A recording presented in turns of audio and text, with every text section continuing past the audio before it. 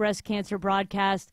I'm super pumped, man. We're going to have more survivors on tonight than we ever have, and we're just going to have a great time.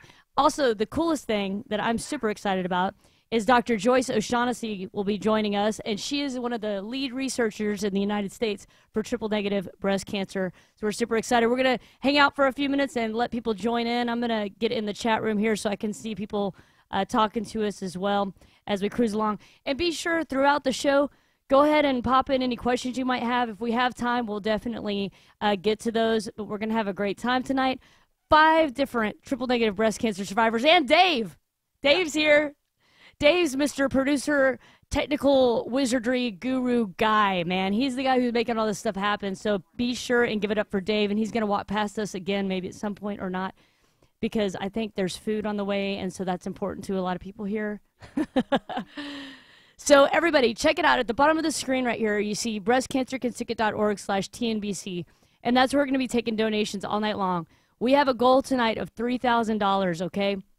Now, let me give you a little bit of information about triple-negative breast cancer. So it's a more rare, unique form of breast cancer. It affects between 10 to 20% of women diagnosed with breast cancer. It's more aggressive. It's more likely to spread. It's really bad news bears. And there's a lot of people out there who are getting this and they're not familiar with it. And just like me, when I was diagnosed with it in 2010, I had to learn firsthand and really quickly what it meant to have triple-negative breast cancer. It's a very, very scary disease. In fact, we've had several survivors on the show in the past that have passed away within just a few short months of our broadcast. It's a really bad thing. We want to bring attention to it today. And we're going to get a lot of information out of Dr. Joyce O'Shaughnessy, so I'll let her give you all the background details on triple-negative breast cancer. But for tonight, I want y'all to know that this is our 5th annual broadcast, and we're donating again to Triple-Negative Breast Cancer Foundation. This is a great foundation. They donate for research and trials, and so they're huge. This is their whole charge is going after triple-negative breast cancer. So we really, really support them. This is, again, our 5th year supporting them, so we're excited to do it again. And, guys, let me just check in the chat room and see what's going on. I know we've got our social media people. What do we have right there? Is that Periscope? Periscope people is right there. What's up, Periscope? And that's Instagram. Instagram's in the house, too. What's up, Instagram? Thanks for joining. If you're watching on Instagram or Twitter, just know, or Periscope, just know that you won't be able to see our guests. You can see our guests if you watch us on Facebook, on our Facebook page, Breast Cancer Can Stick It, or we're actually broadcasting live on YouTube tonight, too, which is brand stinking new for us. So I should tell you, you should go to our YouTube and subscribe to it. It's actually Breast Cancer Can Stick. All right, so it's youtube.com/breastcancercanstick. And I think, Dave, are you going to make another cameo? Dave's making another cameo. Is my hair okay? You're my favorite. Dude, aw, I love you too, man. And I love doing this. Hello, everybody. Yes, Dave Donate, Curley. Give, listen give to till him. It hurts. Yeah, listen give to him. Till it hurts. Okay, I want you groaning. Oh God, not another dollar. But do it. Do it. Yeah. And if you look right now, actually, I actually donated to our page last night. So if you go to breastcancercansticket.org/TNBC, hit the donate button right there, and you can donate right now, okay? So we're going to have lots of survivors here. Dr. Joyce O'Shaughnessy will be joining us, and I'm really actually watching online now. Hold on. I'm getting there. Got my laptop here. And I also want to point out that I brought my pink foam mic cover today, my windscreen. I want to point that out, and we have our cool little Breast Cancer Can Stick It mic flag. I want to give a shout-out to Tiny for your help on finding that. Thank you so much. Tiny rocks. All right, let's see. Oh, hey, okay, we got Valerie is in the house. Melissa Burnham is here. Alex is here. What's up, everybody? You guys are awesome. Thank you for joining. And Monica, thank you for sharing the broadcast. I think Frank actually shared the broadcast, and Frank is in the house right now, so he is awesome. That is awesome. Awesome sauce. A lot of people are joining in. Malin is here. All right, guys. Oh, my God, I'm getting so excited. This is so fun every year. You know, the first year that we did this was, what was it, 5 years ago, so that was 2013. And at that time, it was just me and one other triple-negative breast cancer survivor, and she was kind of like my mentor. That's what I called her, because she was the first person that I met who had triple-negative breast cancer. when I got diagnosed in 2010, it was really, really scary because I couldn't find anybody who had triple negative breast cancer, and it led me to believe that everyone who had triple negative breast cancer was actually dead. So it completely terrified me. And so when I met Erin, I stuck by her side and learned a lot from her, and she's doing great, and she's a couple years further out cancer-free than me, and she's just been a really big inspiration to me. The second year, we did a broadcast with Joanne Frasenberg and Dahlia Garcia. So there was 3 of us triple-negative breast cancer survivors, and this was in 2014. Actually, it was 2015. And, you know, what happened that year, it was horrible. You know, they seemed totally fine on that broadcast, but within about 3 months of that broadcast, both Dahlia and Joanne passed away due to the effects of triple negative breast cancer. So, man, it's just like you can't tell people enough how serious this disease is. So that's why we're here today, to spread the word about triple-negative breast cancer, to raise funds and fight this disease, and talk to other triple-negative breast cancer survivors throughout the night. We're going to have 5 different triple-negative breast cancer survivors, and the cool thing about what Dave does, the guy who is doing the cameo behind me, is he's able to hook it through Skype so that we can have guests join from across the country. So I'm a member of several triple-negative breast cancer groups on Facebook, and I posted out there, I was like, hey, we're doing this thing. We'd love to have you. So we have people from all over the country joining tonight. This is going to be really cool. We're going to raise funds like crazy. Let's blow that $3,000 out of the water on our goal, okay? The donate information is at the bottom of your screen. breastcancercanstickit.org/TNBC. And we are 3 minutes away from having our first guest, who is going to be Christina. And I'm sure that Dave is going to get her on the line here in just a second. I'm going to say hello to a few other people. Again, I want to say hi to the Twitter, Periscope, Instagram world over here, just a little bit to the left of the camera in front of me. What's up, people? I love you guys. Thank you so much for joining. Thanks for being here. We've got Mary Riley in the room. We've got Phil in the room. Becky Brewer is here. Valerie's here. Dude, we are starting to rock it. And listen, if you're watching right now, share the broadcast out. Share it out on whatever social media you're on. Share it out, share it out, share it out. Let's get crazy and let's raise some funds tonight, okay? And also wanted to tell you guys again that if you have any questions, please be sure to plug them into the chat on Facebook. And also, I think some of our social media team will holler out any questions. If we have time, we'll get to those and answer those during the broadcast. And just to give you guys a little heads up how the lineup's going to work tonight, the first person will be joined about 7:15. Then we're going to have a second survivor right after that. Around 8 o'clock, we'll have Dr. Joyce O'Shaughnessy joining. And again, she is an oncologist. She's a lead researcher in triple-negative breast cancer. And she's actually my oncologist, so it's super cool that she's joining today. I'm really, really excited to have her. And then we'll have 3 more survivors after Dr. O'Shaughnessy, and we'll be going till about 9:30. We'll spend the last 30 minutes hassling you guys to donate and help us raise funds. And listen, there are 2 different ways you can help us raise funds tonight. You can go to that link right there, breastcancercanstickit.org/TNBC. You can hit the donate button on that page, or you can go to our store. We're going to be donating half of what is sold on our store anytime today to Triple Negative Breast Cancer Foundation, okay? So you can go to breastcancercanstickit.org/TNBC, hit donate, just donate straight out like that, or you can go to our store and make a purchase there, get yourself some cool stuff like a killer hat, for example, maybe an awesome koozie, nice stuff like that, or hey, how about some drumsticks, some pink drumsticks right here? All this stuff is available at our store. Just go to that breastcancercanstickit.org/TNBC and hit the store link. Woo! I feel like I'm like some kind of like marathon something happening. Like I'm crazy on going crazy on here. Oh, let's see who else has joined. Jennifer's in house. Jennifer is another awesome breast cancer survivor.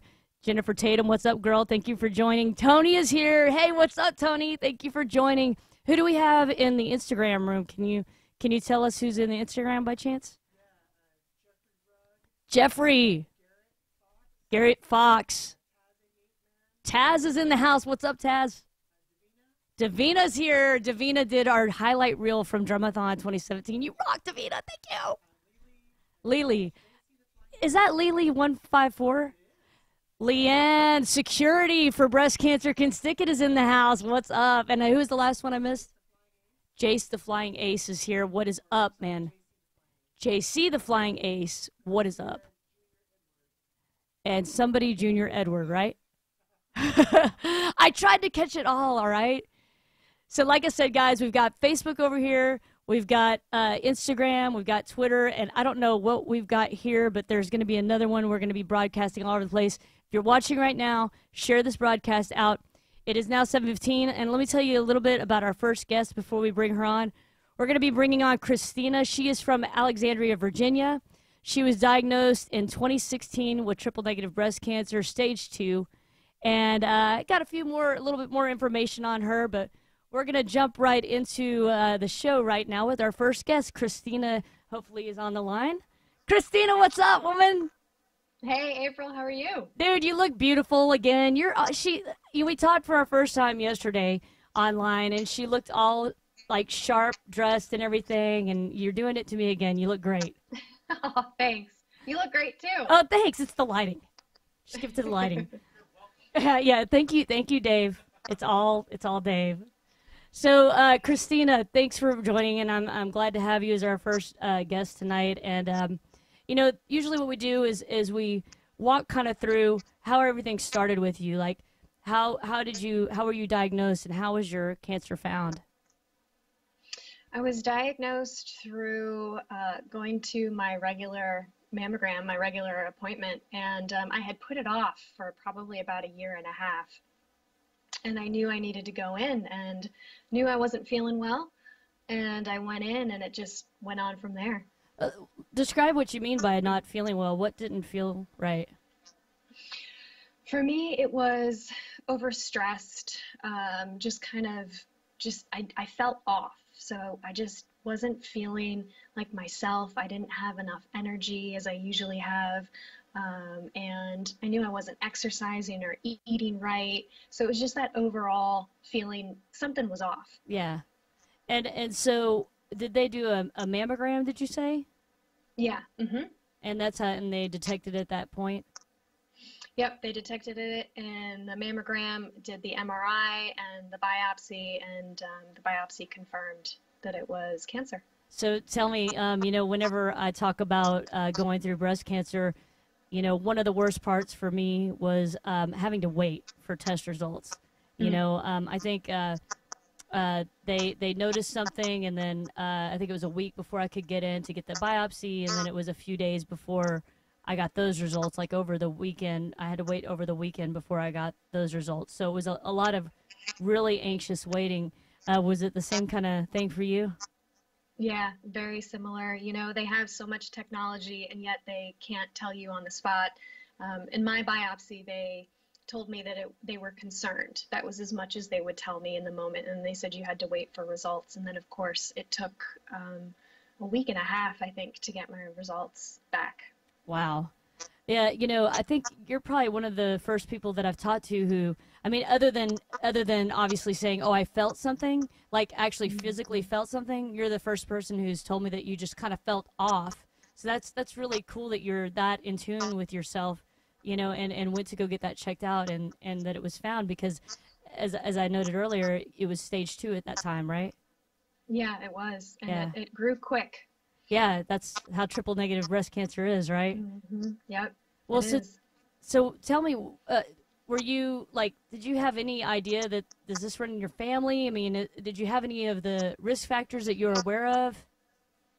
Yeah, my mom was diagnosed with breast cancer in her early 30s. So I've been on watch Gotcha. for the last several years, and going in every 6 months, one for a mammogram, then an MRI, kind of consistently. Right. And ironically, though, my mom doesn't have the BRCA gene. It's on my father's side that we ended up finding out. Wow. Because my aunt and some other relatives have had cancer. Right. And my aunt is a survivor, not of triple negative, but of breast cancer. Right. And they found it through her. Wow, that's crazy. So the BRCA gene that you found that you had, because you did do the genetic testing, was on your dad's side and not on your mom's side, but yet you had breast cancer on both sides, right? Yes. Mm-hmm. Wow. Yeah. So I would say you were definitely on watch. So how long had you been going in for screening prior to you getting diagnosed? I would say probably at least 10 years, maybe more. So I was Wow. used to the every 6 months, and then, I just put it off. And I am a big proponent now, even more so now, of early detection. Amen. And I wasn't even, I wasn't following my own advice and put it off and put it off. And then finally I went in, and thankfully I went when I did. Right, right. And there's a lot of risk factors that people maybe aren't aware of. Of course, the obvious one is it running in your family, and so that's how come you were on watch. But there's plenty of other risk factors. Maintaining a healthy weight is something that's important. I also learned more recently that having dense breasts can make you at higher risk for breast cancer. There's a lot of other things, and there's some great websites out there that tell you what to watch for and to know your risk.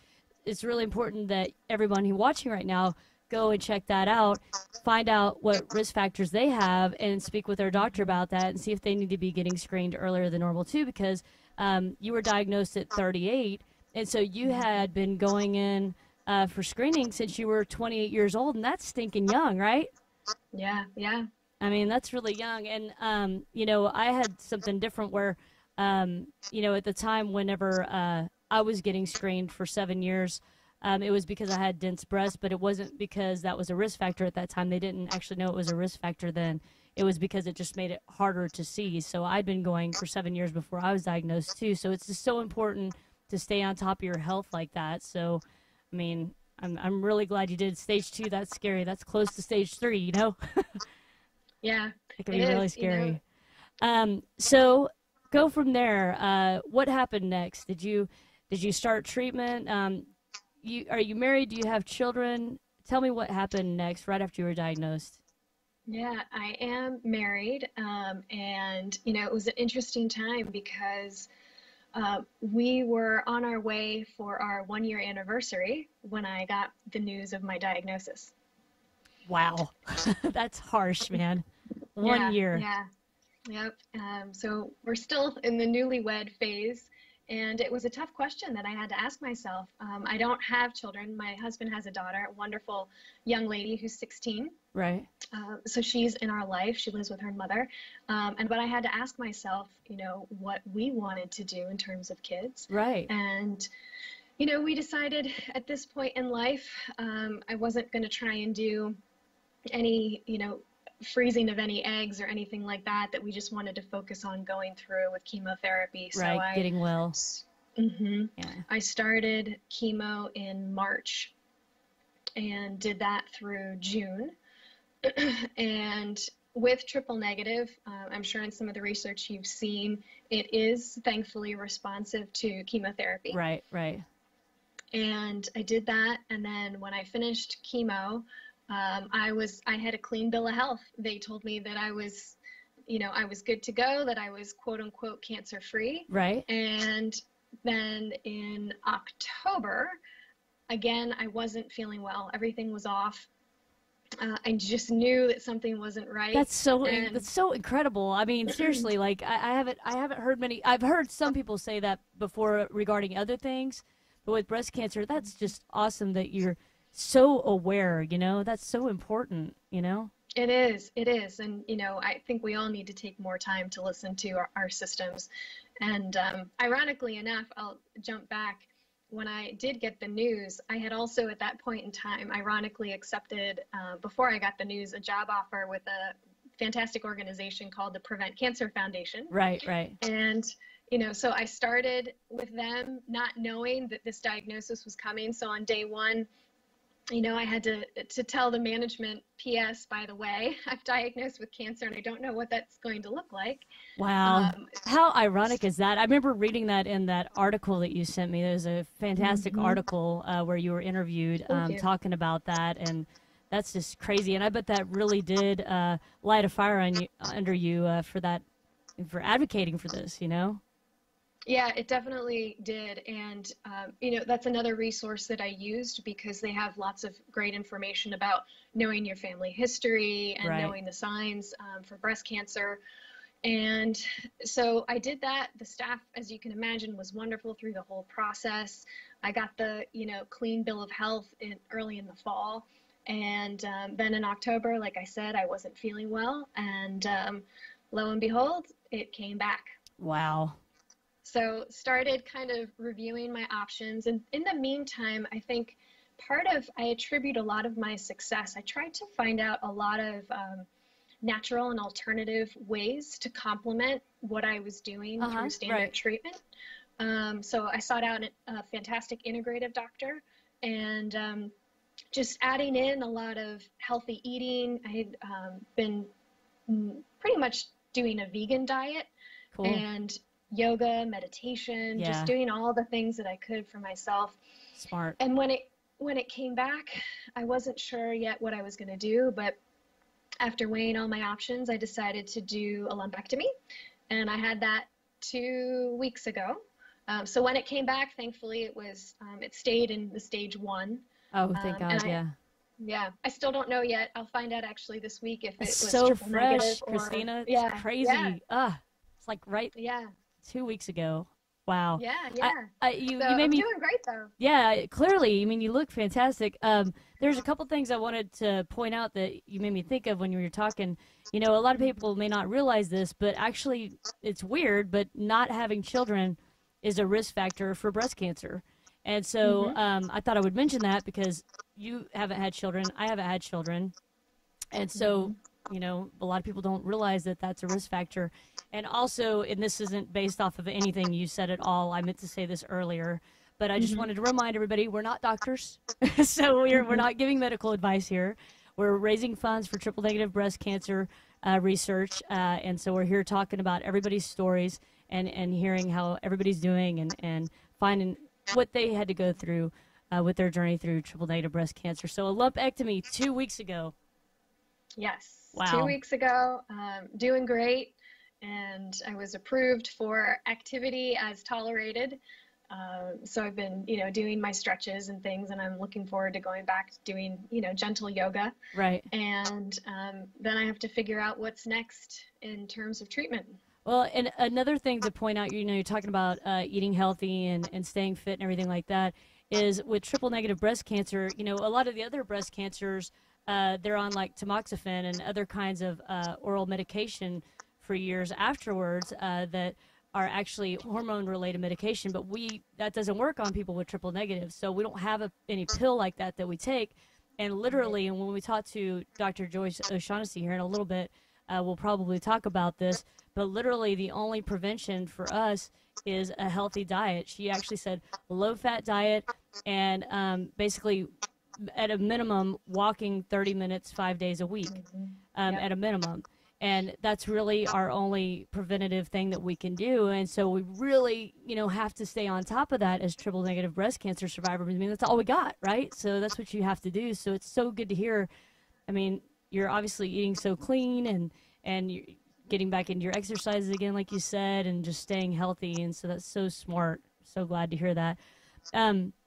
But back when you were declared cancer-free before, you actually did go through chemo. Did you lost your hair at that time, right? Yeah, it was down to the middle of my back. And, wow. And so now, as you can see, it's a lot shorter. Yeah, but it's cute, man. And it comes back. Was it kind of curly like that before, or is that just how it's coming back? It was wavy before, so yeah. it's coming back in curly again. Yeah, that's what mine is clearly straight, and when it grew back in, it was like these tight curls. I was like, what in the heck is going on? Yeah, it grew back pink. I don't know what happened. It wasn't. Oh, I'm just kidding. But yeah, so how hard was that for you, losing your hair and everything, and how was chemo? Like, tell me a little bit about that. I think losing my hair was probably even harder than the chemo. I felt sick when I looked in the mirror and I could see myself with my bald head. It was really awkward, though. Right. I'll say my husband also has a bald head. So you matched. So we matched. And he was the one to shave my head, and he's been just amazing through this whole process. And, I thought to myself, well, who better to shave my head than somebody who shaves their head? Yeah, they've got some experience in that, so that's good. Yeah. So we both had shaved heads. Wow. Mine's finally growing back now. Though the chemo process, I would say, They called me at one point a poster child for chemotherapy, which I don't know that I really ever wanted to be the poster child for Right. chemotherapy. Not really what Something you're I looking for in aspired life, to. right? Yeah. But the reason they said it is because I was able to tolerate the chemo really well. So the only days I missed of work were my treatment days. I would do my treatments on Friday, and then I was back at work on Monday. And I think maybe 2 or max 3 days outside of that I missed throughout the chemo treatments. Wow. And like I said, I really attribute that to positive mental health. Right. That's really, really hard going through chemo. I tried the chemo caps, but they didn't work. I don't know if you've heard of the cold caps. So. Oh yeah, I have heard. They didn't have those back when I was being treated, but I've heard of that. Yeah, so I tried those. They didn't work. Oh. But I just tried everything I could. I did a lot of my own research, just learning about how the body works, Right. things that we can do things that we can control. And so I just tried and incorporate as much as I could of all the additional healthy eating, exercising still, and just trying to do all of that. And I managed well through chemo. Well, and the way I think of it is, it's like you're getting your body ready for battle. Like soldiers, when they're going to go into battle, they bulk up and they get fit and everything like that. And that's what I kind of feel like we have to do, not just in going into chemo, but in prevention. I think that's really important. I wanted to make sure and point out, because I want to cover this with each survivor that joins throughout the broadcast. You did do adriamycin, Cytoxan, but you had carboplatin and Taxol, right? I did, yeah. Did they do the Neulasta shot with you at all? Yes. Okay. Mm-hmm. And did that affect you in any bad way at all? It did, and I felt worse on it Right. than when I removed. I don't know what other people had, but I had mine was a box with a light, and I felt like a robot when I had it. Once I took it off, I felt fine. Gotcha. I should point out, because a lot of the people watching are probably like, what the heck is a Neulasta shot? So basically, when you're on chemotherapy, your white blood cell count drops, and so you want to keep your white blood cell count up so you don't get sick. You're more susceptible to getting sick, and you can get like some simple illness during chemo, and it could be life-threatening. So the Neulasta shot ups your white blood cell count. And for me, and I've heard that it's changed lately, so I feel like I'm like kicking it old school all the time, because I did it like, almost 8 years ago. And so at that time, they actually gave me a shot in my stomach like 2 days after chemo, and then I would just get like really bad bone pain from it. And that was actually like the worst part of my going through chemo and everything. That was the worst part. I would get like extremely bad, like somebody went after me with a baseball bat kind of pain. It was horrible. So I'm glad maybe it's changed now. It sounds like definitely the way you get it is delivered differently than how it was when I was doing it. So yeah, mine came in a box that it was a patch that they put on your arm, and it has a light that blinks, and it knows when it's supposed to give you the shot. Wow, and that's cool.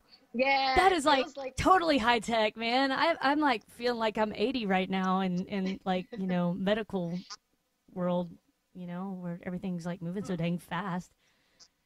Hey, don't point at me and say wrinkles. He's pointing at something else. It's not me that's wrinkled. We covered all that stuff up, man. We've been working on that for a while.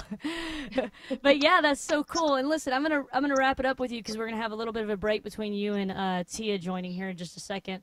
But before we go, Christina, like, what would you like to tell everybody? Like, what do you want to share with everyone regarding triple negative breast cancer or health? I would say that even though in the beginning it feels like triple negative breast cancer is a quote unquote death sentence, it's not.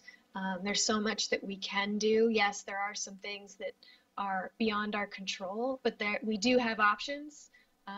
Standard, alternative, or otherwise, there's things that we can do. It's important to know your family history. There's lots of great resources out there, and thank you, April, for having me and for doing what you're doing to talk about it, keep it out in the limelight. Absolutely, man. I think it's I think we're really called to do this. This is something that I feel very strongly about, super passionate about, and I know you are too. So I'm sure this won't be the last we hear from you out there on the interwebs. Well, thank you. I appreciate it. Yeah, stay warm and avoid those storms, okay? I'm going to try. Thank you, Christina, for joining. Y'all give it up for Christina. Woo! Thank you. Everybody's clapping in here, but you probably can't hear it through the microphone. Cool, Dave. We're going to take a break for between Tia and Christina real quick and take a look in the chat room here.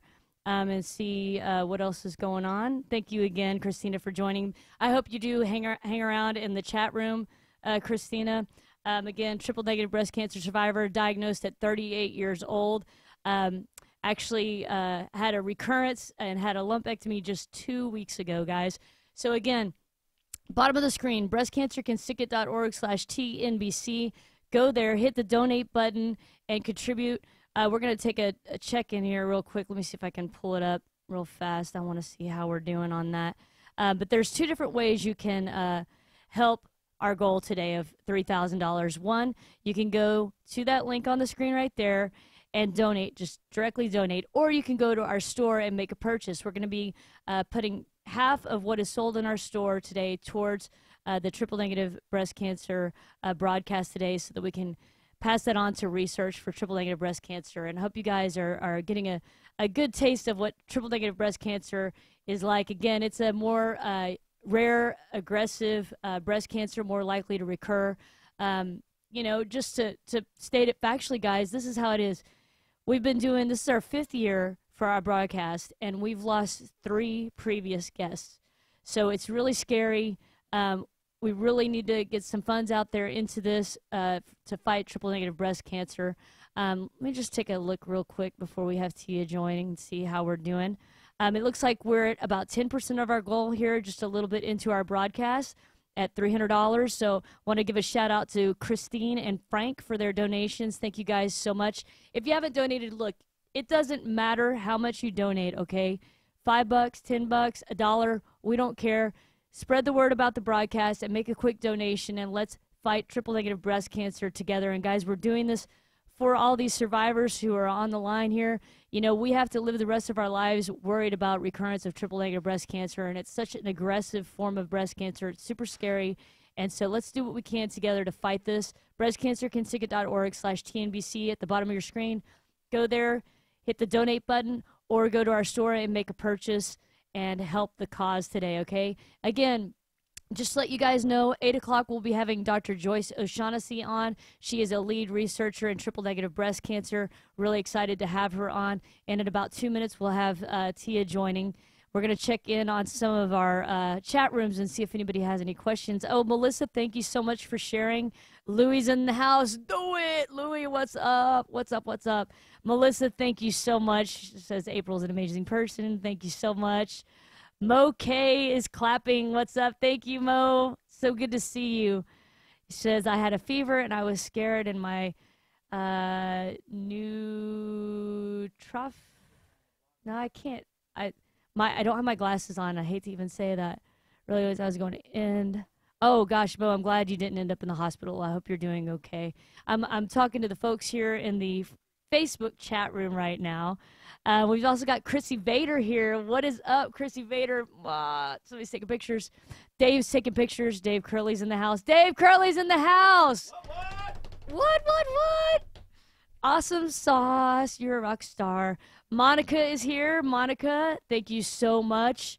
I appreciate you joining today. And everybody, please share the broadcast. Daniel Scott Terry is in the house. EJ, drummer out of New Jersey. Hey, and we'll talk about Drumathon here in a little bit, but we've got Drumathon coming up September 30th, Clyde Warren Park, Dallas, Texas. And right now, it is September 30th, Clyde Warren Park. It's actually to kick off Breast Cancer Awareness Month, September 30th. I'm arguing with the producer right now. What the heck? Gosh, I know, it is messing you up. Like, what is happening? All right, let me give you guys a quick introduction to Tia. Tia is going to be joining us from Atlanta, Georgia. She was diagnosed with stage 2A breast cancer back in 2015 and finished treatment in 2016. And she's going to be joining us right now. Is Tia on the line there, Mr. Dave? Tia's in the house. What's up, Tia? Hey, April. How are you? I'm great. How are you doing? I'm doing well. I'm doing well. Can you hear me good? Yes, he's cranking you up here in the studio, so I can hear you really well right now. So thank you for joining. How's the weather in Atlanta? It's really nice. It rained a little bit today, just a misty rain, but it's good weather. Is it short sleeve weather out there? Not quite. Not just yet. Little chilly. Texas, but no jackets needed, so that's I'm good. You got to be happy about that. Absolutely. So Tia, I don't know if you were able to watch Christina, who was here just a minute ago, but we like to start out with our guests by just giving you an opportunity to explain to us, how this all came about, how you were diagnosed, and tell us what led up to that point. Okay. Well, how I was diagnosed was since I was a young girl in middle school, I learned to do self-breast exams. And every month since then, I was about 12, 13, I would do breast exams every single month. Wow, that's awesome. Yeah. Yeah. And so this one particular time, I did a self-breast exam in the shower, and I felt a lump. And it startled me because I knew it was something that shouldn't be there, of course. And I kind of kept doing it, and I was, just in disbelief. Right. And so afterwards, a friend of mine was at the house, and I shared it with my friend, and they said, well, just make a doctor's appointment. And of course, it just really bothered me. I called the doctor, made the appointment, and the next morning I tried to feel again because in my mind, I wanted to psych myself out, believing that it wasn't there. And I actually felt it again. When I first felt it, I did it laying down, and I didn't feel it. And so when I sat up, I felt it again, and I said, okay, it's only a $25 copay. Just go to the doctor. Right. And went to the doctor. She felt it, scheduled me to have an ultrasound and a mammogram. Good. The following week, I went and had the ultrasound. They said, okay, now we need to do, well, they did the mammogram, then the ultrasound. Then they said, we need you to come back for a biopsy. And at that point, I just knew. Yeah, that's when you start getting really scared, right? Yeah. And results came back on June 17th, 2015 at 4 p.m. That it was breast cancer. And, I'm kind of glad that you pointed out the precise date and time because, man, people who haven't been diagnosed with any form of cancer, they can't understand, but you do. You remember the exact date and time. I mean, I was October 26, 2010, 9 a.m. I mean, it's like emblazoned. It's like one of those moments that just sticks with you and you don't forget. Wow. And so you were 38 when you were doing, 38, right? When you were doing your self-exam and you found it. And that's so cool that you learned so young to start doing self-exams. I mean, I don't know anybody who has been doing them that long that knew to. People get older and they get maybe in their 30s or 40s and they start thinking about that. You know what I mean? It doesn't seem like they really think about it when they're younger. And that's also important to point out about triple-negative breast cancer is it's more common in younger women. And when they say younger, it's under 50. And so far, Christina and yourself were both 38. Wow. So boom, there it is, younger, right? And what was odd was the week before I did a breast exam, I was actually in Jamaica with some friends, and I did it, and I didn't feel anything. Wow. And so here it is, just a week later, I feel this rock. Yeah, so it came on quick, it sounds like, right? Yeah. That is really scary. So I know that we also asked Christina earlier about genetic testing, and I believe everybody, except one person who's going to be joining today, all did the genetic testing. And for those of you who don't know, the genetic testing is where they look to see if you have a gene that puts you at higher risk for breast cancer. And they have a lot of different genes now. I believe there's around 27, but I'll let Dr. Joyce O'Shaughnessy confirm that here in a little bit. But the most common one is, a lot of people call it BRCA or BRCA. It's BRCA, and there's either a 1 or a 2 next to it. Christina was actually BRCA1, and you had the testing, but they didn't find any gene associated with your breast cancer that would make a risk, right? So, right. Yeah. Nope. Yeah. It was nothing. So, but I think it's really important that everybody do that because, that really helps in the big picture. When everybody's doing their genetic testing and kind of helps them be able to figure out where is this coming from, So it's good that you did that, and I'm really glad to see that everybody pretty much did. So what happened next? And are you married? Do you have children? No, Okay. children, not married, no. I'm not married. I don't have kids either, but I like to ask to see how that whole thing went. But I'm sure you told your friends and family at that point, or did you keep it to yourself? Or Well, I shared it with my family. Of course, I called my parents. Well, actually, my parents called me because I really wasn't ready to have that conversation. Right. Because in 2011, my brother was actually diagnosed with testicular cancer stage. Oh, wow. And so I did not want, I wasn't ready to have that conversation, but my parents called me and they said, have you heard anything? And I said, well, yeah, where's dad? Get dad so I can share it with both of you. And told my parents and ended up flying home to share it with the rest of my family. And it was funny because when I came home, I told my mom, it was right at Father's Day weekend, I asked my mom to get the family together so we can have a family talk.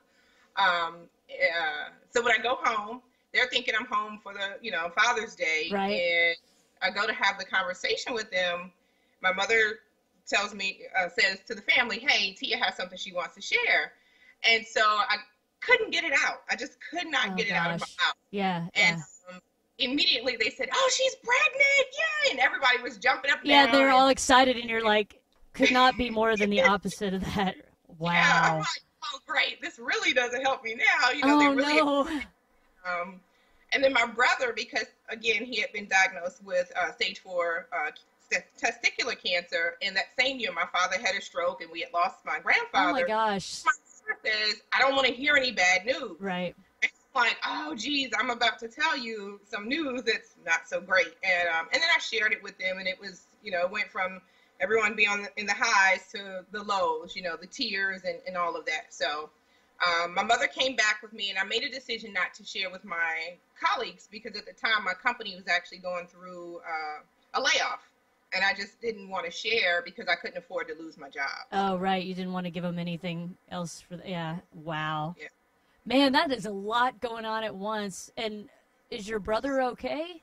Yeah, he's Okay. doing great. He's doing great. Stage 4 testicular cancer and dad of a stroke and you, and wow. That is a lot. Father's Day, you said. Father's Day weekend? Yeah. Father's Day weekend. My goodness. And I don't know if you heard Christina's story, but she said that she got the diagnosis on her first year anniversary with her husband. Like, oh my gosh. It's like, breast cancer diagnosis doesn't care what time of day it is, though. And I just want to remind everybody while we're on that topic, the link below, donate now, breastcancercansticket.org/TNBC. We're raising funds to fight triple-negative breast cancer. As you guys can see, it's a very serious disease. It's a more aggressive, more likely to recur form of breast cancer, affecting about 10 to 20% of women diagnosed with breast cancer, and more commonly, women under the age of 50. So you've told your family. What happens next? So my mother flies back with me, and of course, doctor's appointments just it seemed like every single day. Right. And you just didn't have a chance to process. The doctors, I actually didn't want to go the conventional route. I was wanted to go a more holistic approach, but I just didn't know enough to go that route, of course, because knowing about the chemicals and seeing what my brother had gone through. But I ended up going the conventional route, but I did more of an integrative approach. I did a lot of research, a lot of study, and just did some natural things to kind of help my body as I was going through that process. And like I said, my mother was able to come back with me. I was so grateful and thankful, and she stayed with me through that process. So I worked, I pushed through. Those 2 weeks were brutal before I actually started chemo because of every single day there was a doctor's appointment. Yeah, you had different tests being run, or different maybe things getting you ready for surgery or whatever. I think a common thing, and I don't know if we even really talked about it, but a lot of times when they probably do it every time for all I know, but when you're diagnosed with breast cancer, they want to find out where your sentinel node is in your lymph nodes. And so what they do is I'm going to tell them, did you have this done, Tia? Go ahead. Go ahead. Okay, you tell me if you had done. But so they actually inject something in your areola. So they do 8 injections around your areola. And then they watch where that fluid drains to. And the lymph node that it drains to is called your sentinel node. And then that's the node that they want to biopsy to find out if your cancer has spread from your breast to your lymph nodes. And so that's one of the many things that happen in that, you know, at least for me, the 2-week period after being diagnosed. And I'm sure you had things like that, or, you know, maybe a PET scan, a CT scan, a bone scan, and different things like that, right? Right. I had a scan done. I did not have what you just described. Well, lucky you. They just saved that special for me. Yeah, it was fantastic. Well, yeah. I'm glad you didn't have to go through that. And so, did you do chemo first? I know you started eating healthy and tried other things that were not conventional things, but you ended up doing chemo ultimately, correct? Yes. So I did do chemo. I did ACT first, 4 rounds of ACT, and then the last 4 was Taxol. Okay. And then just so everybody knows, we were talking to Christina earlier. She did adriamycin, Cytoxan, and carboplatin and Taxol, whereas you and I both did adriamycin, Cytoxan, and Taxol.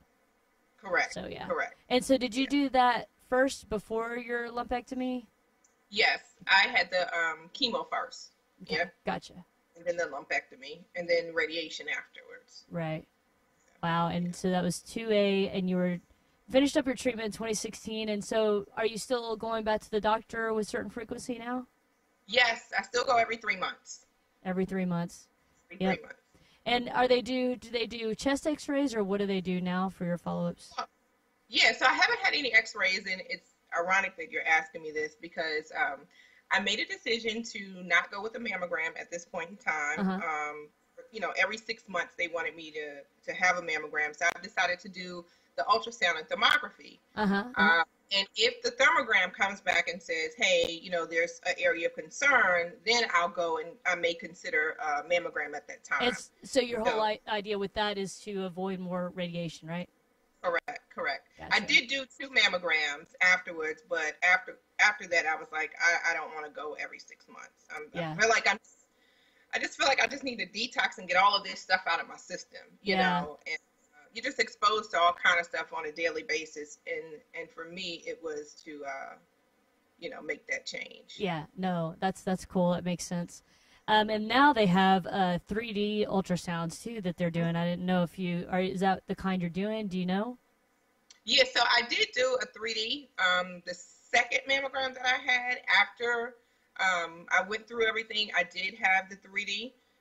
But I was supposed to go back in, I think, November for the 3rd mammogram, and I decided no, I was just going to do thermography. Yeah. And they weren't too happy about that. And I get it. I understand, you know, the difference between conventional medicine and the, you know, holistic approach. They don't, you know, the two worlds kind of clash, and I get it. Yeah. But, hey, it's my life. It's my decision. Yeah, no, I think that is a really important thing to note, is that you do have to make your own decisions and you have to live with it yourself. So you're in charge of your own health and you make those decisions, and whatever feels right for you is what you should do. So you're doing ultrasounds, and what was the other thing? I'm actually not familiar with it. Can you tell everybody what that is? So a thermogram, pretty much they are looking at, they do scans and they're looking at heat sensation. So there's no exposure to radiation. There's no, you know, mashing of your breast like you get with a mammogram. And it's a little safer. It's not 100% guaranteed, just like a mammogram is not 100% guaranteed. I go and I've had 2 scans. They do pretty much a baseline. So you have one, and then 3 months later, you come back and do another because they're looking to see if anything has changed. And then you'll come back on an annual basis to get a thermography or thermogram. Yeah. Cool. So like I said, it's more on the holistic side. Insurance companies don't cover it, but if you have flex spending account, you can use that. The National Breast Cancer Foundation, they actually have a grant that they can help you pay for that. If that's cool. Something that's cool. Yeah. So I actually got the grant, and they helped me cover some of the cost of that. Wow, that's really cool. So did they pretty much say you've been cancer-free now then for about 2 years? Is that right? Yep, a little over 2 years. Right when I had my surgery in November of 2015, you know, I got to go back to the dates, 2015, There was, nothing found in the lymph nodes. Everything was gone. So I call it, I say that I'm cancer free. I don't say remission. So yeah. Yeah, that's what I do too. It's just, I mean, I think that's, like Christina was saying earlier, it's a lot of your mental health too, and staying positive. And it's funny because some people are like, no, I'm never going to say I'm cancer free. I'm always going to say I'm in remission or whatever. And then there's, I am like you. I say I'm cancer free. My freaking doctor said I was cancer free, so I'm going to stay glued right on top of that because I like the way that sounds personally. Yeah, I prayed about it, trusted God, and I said I'm going to be cancer free. And that's who I am. And I don't just say cancer free for this moment. I believe for the rest of my life. I just got to make sure that I do what I need to do to, change my lifestyle. So. Yeah. Yep. Well, do you have any final thoughts that you'd like to share with everybody out there regarding what you've gone through, and any advice maybe to anybody regarding their health or about triple-negative breast cancer? Yes. I definitely want to say, for those that have never been diagnosed, do your research. According to American Cancer Society, 1 in 3 women will be diagnosed with cancer in their lifetime. 1 in 2 men will be diagnosed in their lifetime. Yes. Start doing your research and be preventative. Look at the things you're eating, look at the things you're putting on your skin, your environment, and try to make those changes so that you won't have, a diagnosis down the road of whether it be cancer or any kind of chronic illness. Right, yeah. And then for those that are going through, be your own advocate. It is okay. It's okay to tell our doctors no. It is okay to, ask 1,000,001 questions. Amen. Absolutely. We are afraid to ask questions, and we just put all of our trust in the doctors.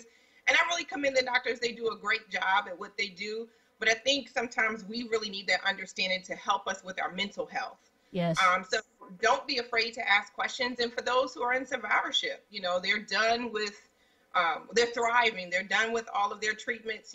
Again, when we cross over into this world, it's not a day, at least for me, that I don't ever think about it. Right. And so, I don't think about it to the point that I'm not living, but make sure that you go back and you help, your sister or your brother or someone else who's going through this journey. Because, when I went through it, of course, I needed others. I needed to have the conversation with other women or men who have gone through this journey to help me understand what I was being faced with, some of the side effects. Hey, is this common? Give me a little piece here so I'll know if it's common. So go back and help others. That's one of the biggest things that I do now is I started a project called Kick Cancer, and I go back and I help other women that are going through this. So that's so awesome. I mean, I think that's one of the reasons that drove most of us all to this broadcast or to what we're doing today is that we just want to help other people. And to your point, there's a lot of amazing Facebook groups, and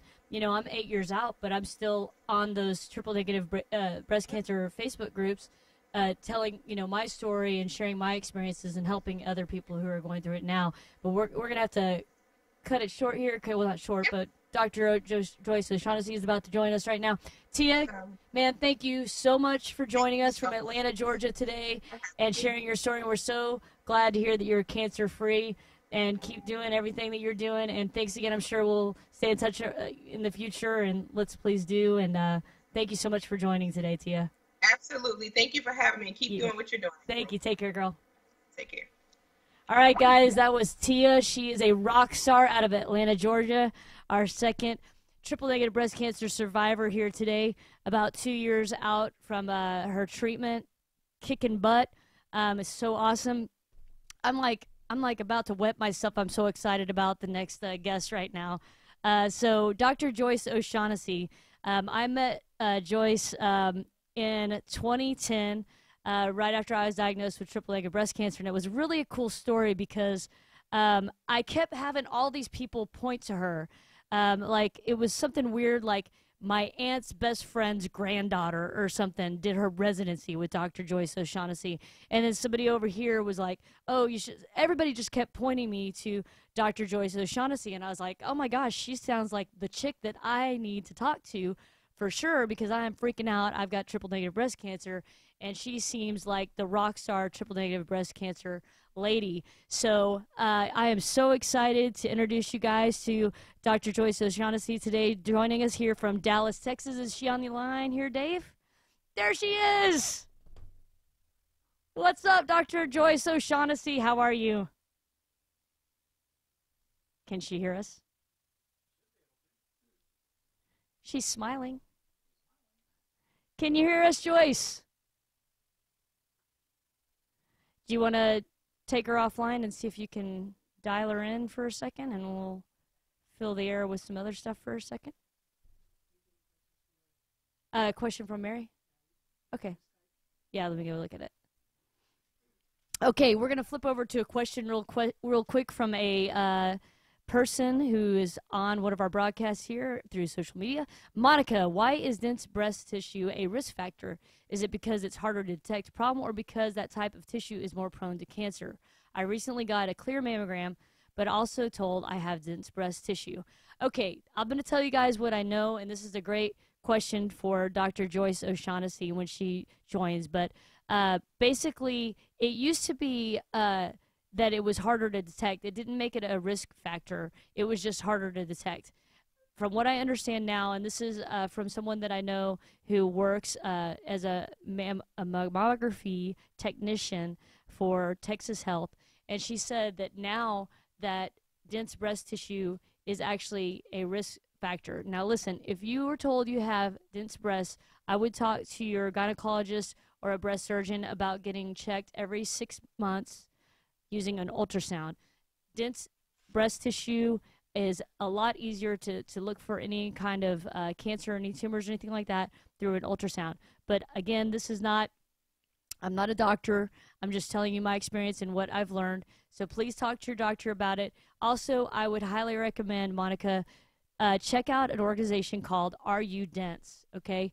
They're a great organization out there on the interwebs, and they are preaching the word about helping people understand what having dense breast tissue means and knowing what to do from that point on. So make sure that you talk to your doctor. It doesn't necessarily mean, hey, you're like 80% risk or anything crazy like that, but you do have a higher risk, and so you need to make sure that you're taking steps to really get thoroughly checked, not just a mammogram every year, but probably an ultrasound. So talk to your doctor about it. Let them know you have dense breasts, and find out what you can do to be screened a little bit more regularly and in a way that will probably work better for you. And we're still working on getting Dr. O'Shaughnessy back on the line here.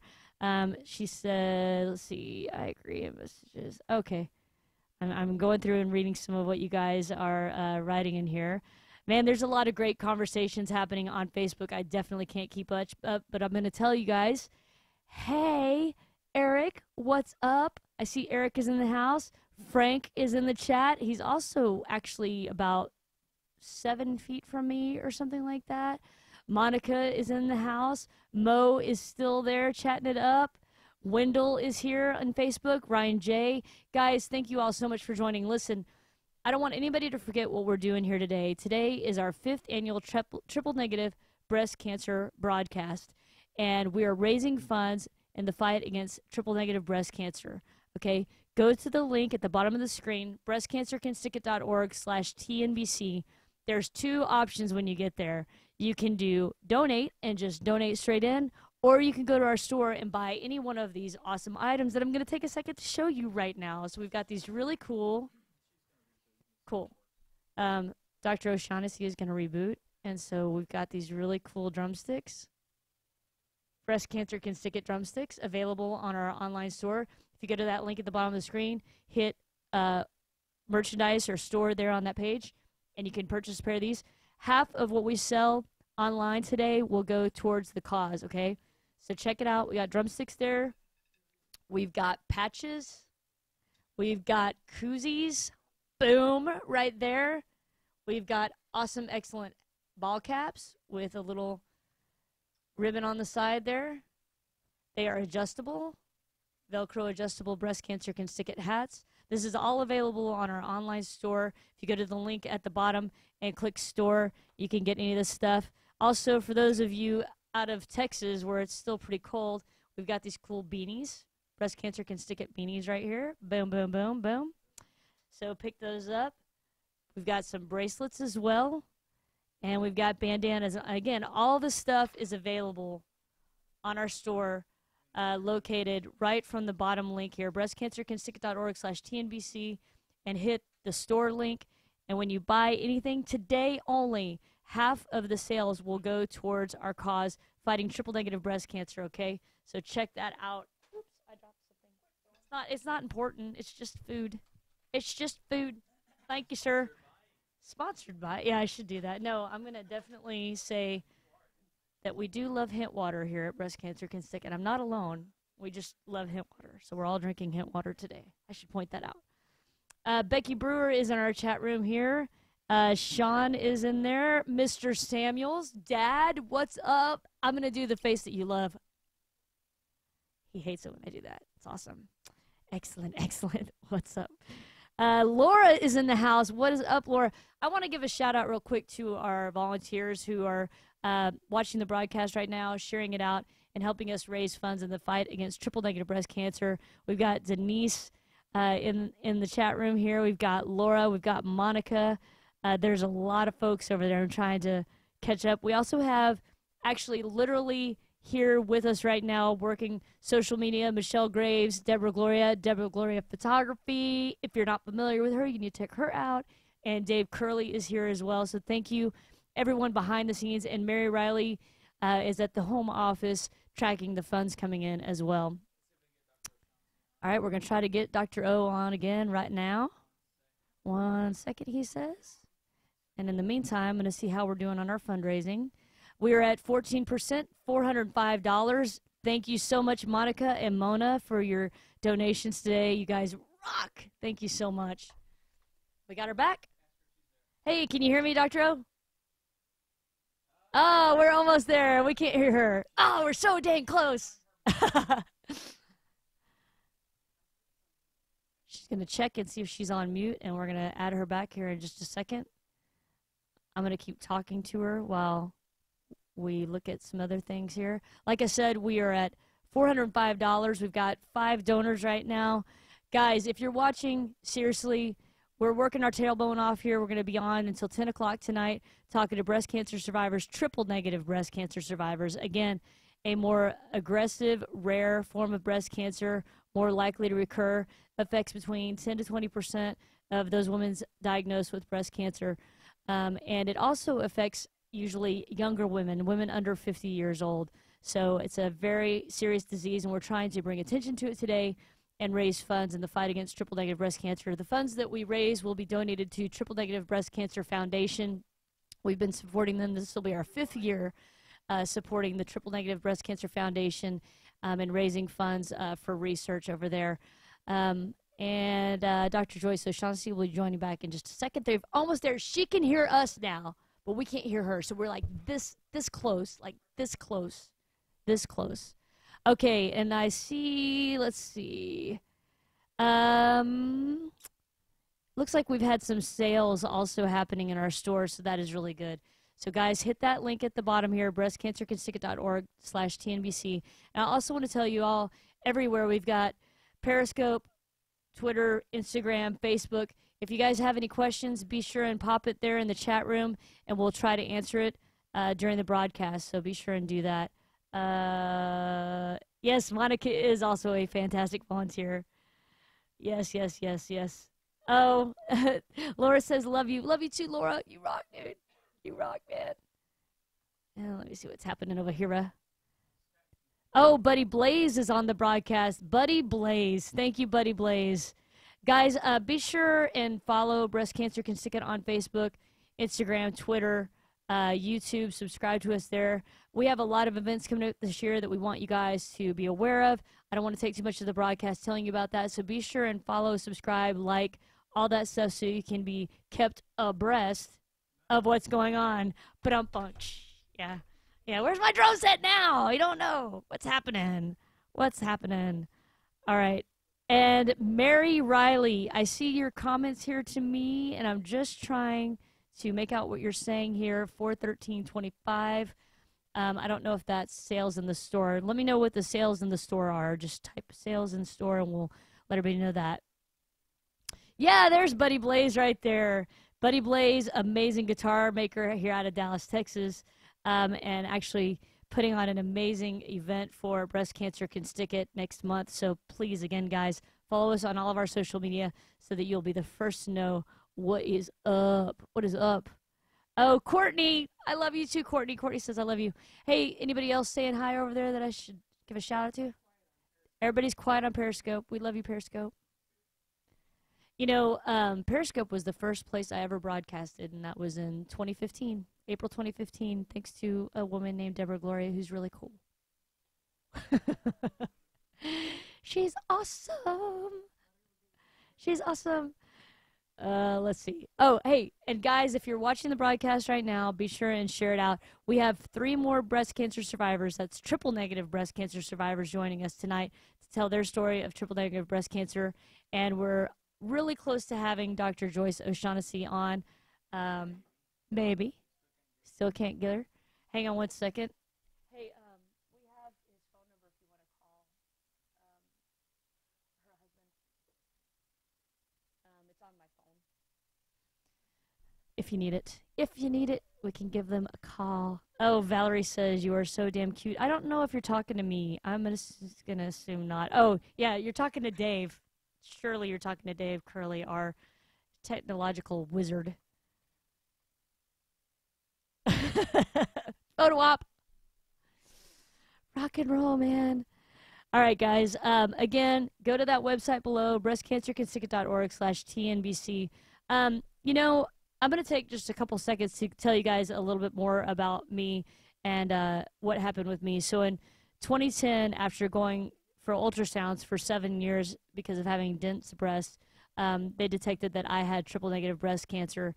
It was called high-grade dense breast cancer. And at that time, you know, I was scared. I was really scared. And I remember looking at my dog, who was around 7 at the time, and I thought, oh, my gosh, she could actually outlive me.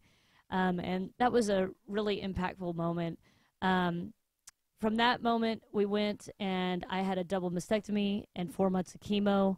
I am one of the only people actually on the broadcast tonight who did not have reconstruction. I actually wear prosthetics. And my reasoning for that is I just really wanted to survive breast cancer and not have to worry about also having to survive multiple other surgeries that for me, personally, I felt for me weren't necessary for me to be okay. I was okay not having breasts. I just wanted to not have breast cancer. So I actually wear prosthetics. And a lot of people don't know this, but prosthetics are covered by insurance. And you get new boobs every 2 to 3 years for reals. So I am on my 3rd set. I hope you like them. Thank you. Dave says they're nice. And so I actually brought up my backup pair to show everybody what they look like here. And these are what they look like. He's inappropriate. See, that's what I get for having a boy run the show. Yeah, that's what happens. So these are the prosthetics that she can get. And, you know, when I went and got sized for mine, literally went in there and the woman just kind of looked at me. I didn't have breasts when I was going in to get the prosthetics. And she just sized me up, found these, put these on, and I swear I immediately felt exactly like I did before. It's really quite amazing. You can see that these are older, and it's kind of funny. We were making a joke about it, but as they get older, they actually do wrinkle. And I don't think it's like, you know, a cool effect where they're like, oh, yeah, let's make it really realistic and add a wrinkling factor. I don't think it's anything like that. It just is what it is. And then you can see on the back, I'm going to try to get it up close there. It's kind of like a gel in there. And the way you know that they're getting old and it's time to get new ones is they start getting air bubbles in there. So you know that there's some kind of a leak. And I don't know, you can't really see it that well, I don't think, in these. But they actually have, these older ones have air bubbles in them. And I'm actually due for a new pair right now because the ones that I'm wearing, actually one of them has more air bubbles in them than these do. It doesn't make me lopsided.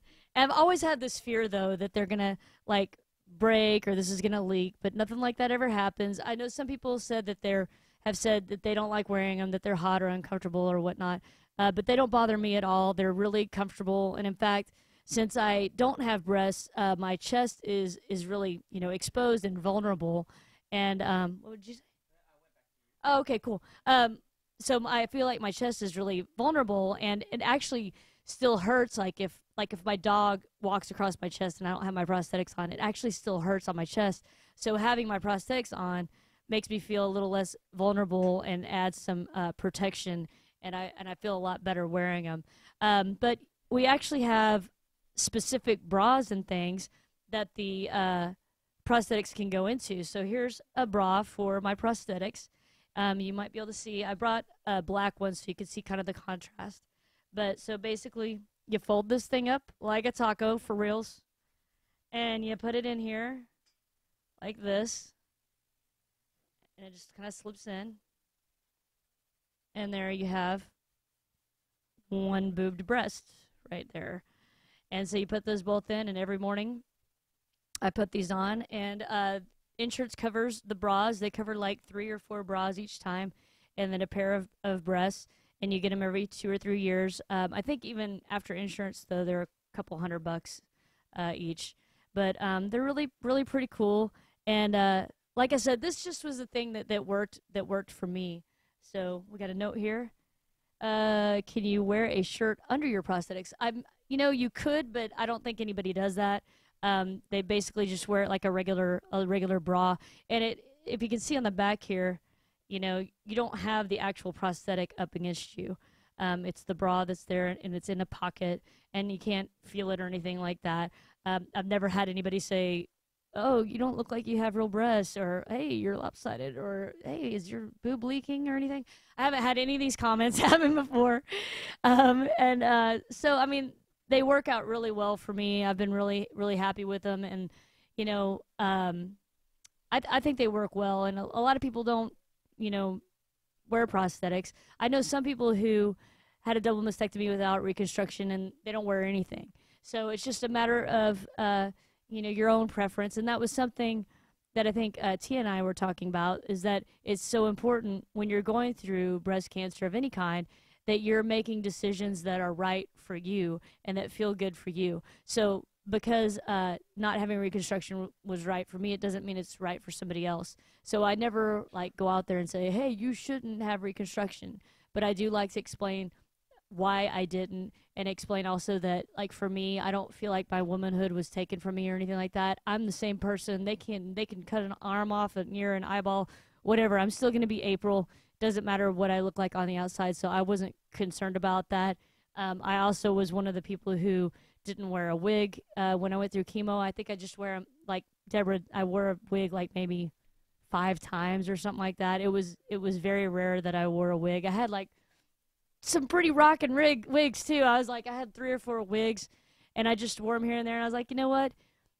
It's more of a conversation starter, and I was really into the advocacy part of breast cancer awareness and getting out there. And so if I went out bald, it would spawn a lot of conversations. So we just did that all the time, walked around bald. It was no big deal. Met a lot of wonderful people who I'm still in touch with right now. So I think I answered the question about the prosthetics. I mean, you could wear the prosthetics over a shirt and then maybe something on top of that. But I don't know anybody that does that. And you do have to order special, like, swimsuits and stuff like that, too.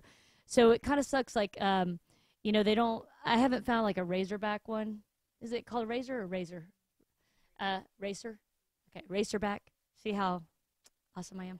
Anyway, so I just get this little kind of apparatus that holds the straps together, but you don't have as many options. You don't really get anything pretty, although I did find someone on Instagram that I think we started following that does some kind of prettier prosthetic bras and stuff like that. So they're out there. Victoria's Secret used to carry them, but they don't carry them anymore. It's just not that common, I don't think. So it's kind of hard to find. But I did get a bathing suit for them, and I have worn them for that. So it's really cool. Okay, I got to tell y'all again, right at the bottom, breastcancercanstickit.org/TNBC. You got to donate. If you haven't donated, if you're in the chat, just go plop $5 in there. Just plop $5 in there. Just $5.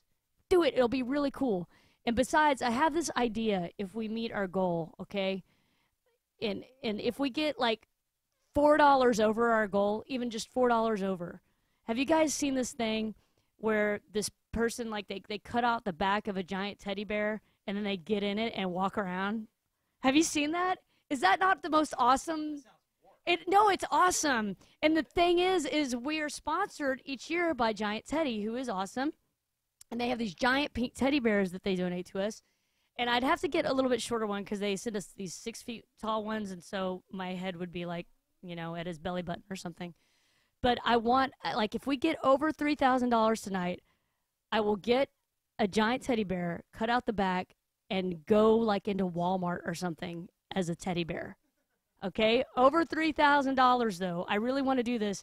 Like, I wish I should have shared that link with you, Dave, so you could bring it up here tonight and show it, because it's pretty stinking awesome.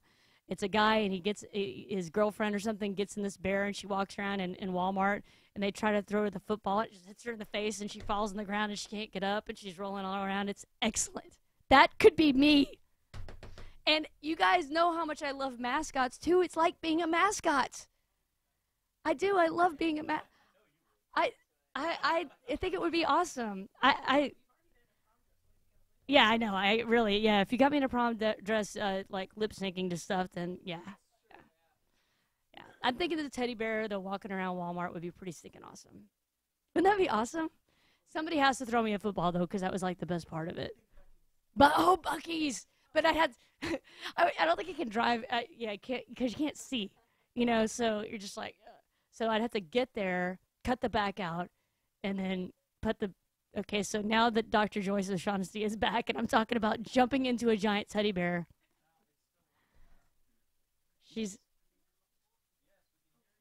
Oh, wait, hold on, we're almost there, guys. Can you hear me, Dr. O? I hear you fine. Yes, oh, that's awesome. I think we're bringing her in, kids. It's happening. And to our other guests, we have a little bit of time at the end that we're going to stretch it out a little.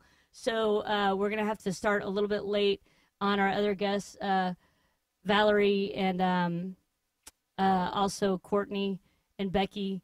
You might start a little bit late because we're starting a little bit late here with Dr. O. So how's she looking? I mean, she looks great. I can see her over there, but.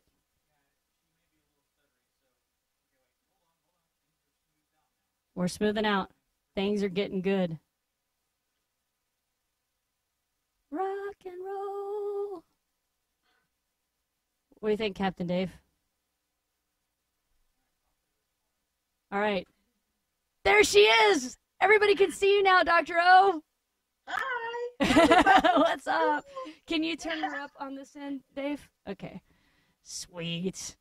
Well, first of all, thank you so much for joining. I'm sorry we had trouble getting going there at the start, but thank you so much for joining. It's such an honor to have you here today. Happy to do it, April. You're such an entertainer. I love it. Thank you. You're awesome. Well, you know, I was thinking about it the other day. I was like, Dr. O'Shaughnessy is going to join, and I really want you to tell, if you're comfortable with it. I read it online, so I assume you are. I was reading on what got you into oncology in the first place, and I think it was something about your sister. Yes.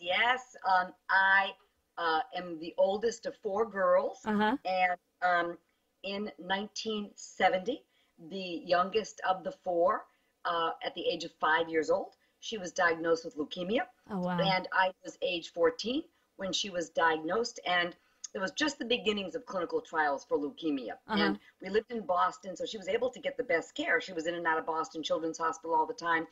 But she died at age 10, and I was 19. So oh, my gosh. I chose to go to a college where I'd have a decent chance of getting into a medical school if I did well in college. And when she died, April, it was in the end of my freshman year of college, and I decided that I wasn't going to wait till after college to start doing cancer research. I was going to have to do it during college. Wow. So I started looking into various places I could do research, and the dean of my college, which is Holy Cross College in Worcester, Massachusetts, the dean said, you know, we have some funding for kids who want to do research in the summertime. So I started doing cancer research, you know, that after the summer after she died, and I worked on cancer research every summer during college, and then I had the opportunity to do a full year of cancer research my senior year in college. They had a program where you could do a full year of cancer research So yeah, it was her death. It was her death, her illness, and her death that really spurred me to want to, understand cancer and be in that world, essentially. Yeah, so it was the loss of my youngest sister. Wow, yeah, that must have been just obviously it had a huge impact on you, and wow, to get involved in cancer research so young and during college, that's so awesome. Yeah, it was a great opportunity. The school itself was very, very supportive with funding. And then it turned out that there's a very good research institution just in Worcester, Massachusetts, called the Worcester Foundation for Experimental Biology. It's famous because back in the 1960s, it actually put together the first human contraceptive, hormonal contraceptive. So hormonal contraceptives were born there, actually. So it's a very famous research institute. And I just found people very, very supportive. And then I actually end up doing a thesis to graduate on that work, and then went to med school. And then in med school, I went to Yale, and you have to do a thesis to graduate. So I did cancer research there again at that time, looking at various chemotherapies and how they killed off various leukemia cell lines, and then went on to residency. Now that's internal medicine, and I really didn't have a chance to do research in the internal medicine years, but in fellowship, where you're just training now in oncology, right. I did several years of research in oncology training. Again, by then I've already, I was into cancer by then, so I did some very interesting research there. But now I must say that I do not work in a laboratory, as you know, April. I don't work in a laboratory.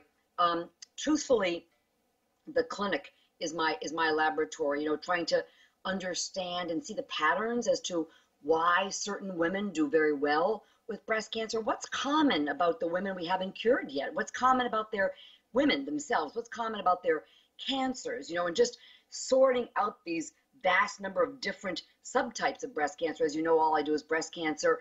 And fortunately today, we're very fortunate because we've got a lot of diagnostic tools at the tissue level, at the actual breast cancer level, that can look at the DNA, the RNA, the protein, the immune system, and you can really, for relatively inexpensive, you can get tons of information.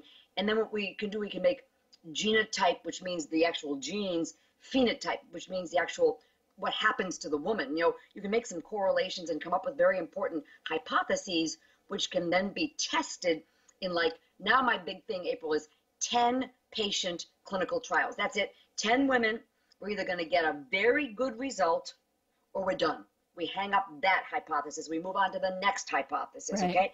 Because they have to be so well defined, the hypothesis so well defined, and you have to know exactly which patients you're going after, what specifically about the patients, and then you can find out whether the idea that you have to make another, significant leap in triple negative is my particular interest, is going to make a difference. Right. And so I like it. There's a lot going on these days. I've never been more optimistic, basically.